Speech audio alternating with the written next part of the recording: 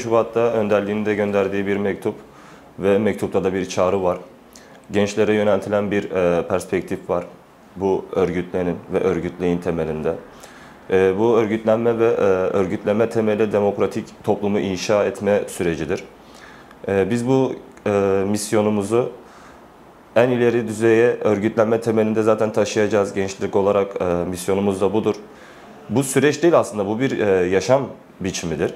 Demokratik toplum dediğimiz şey. Bu demokratik toplum inşa sürecinde de gençlik olarak bizim çalışmalarımız olacaktır. Bunlardan bir tanesi de ayın 5'inde ve 6'sında Kürdistan ve Türkiye metropollerinde gerçekleştireceğimiz çalıştaylar düzleminde olacaktır. Bu çalıştaylar düzlemi zaten şu şekilde: her bireyin, kadın, genç ve genel olarak halk, yurtsever halk, diğer sol sosyalist gruplar, ortak mücadelenin temelleri atılacaktır burada da zaten. Ortak temel şuradan geliyor aslında: 68 devrim kuşağı dediğimiz şey, devrimci ahlakı dediğimiz şey birleşik mücadeledir. Bu birleşik mücadeleyi tekrardan inşa etmek amacıyla yapıyoruz, hareket ediyoruz.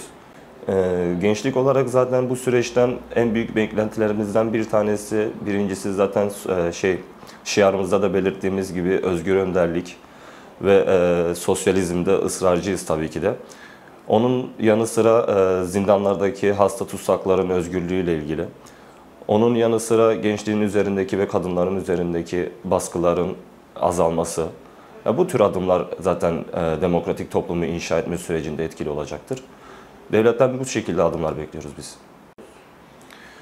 Bu demokratik toplum çalıştaylarımız zaten öncüleşen gençlikle olacağı için katılımın genel olarak gençlik üzerinden olması gerekiyor. Gençliğin demokratik toplum inşasındaki rolü çok büyüktür ve kadınların rolü zaten çok büyüktür.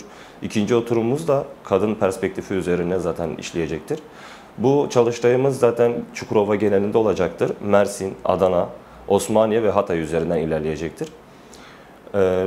Dediğim gibi ayın 5'inde saat 11'de, yani cumartesi güne denk geliyor, Şirin Müzikol'de başlayacaktır çalıştayımız.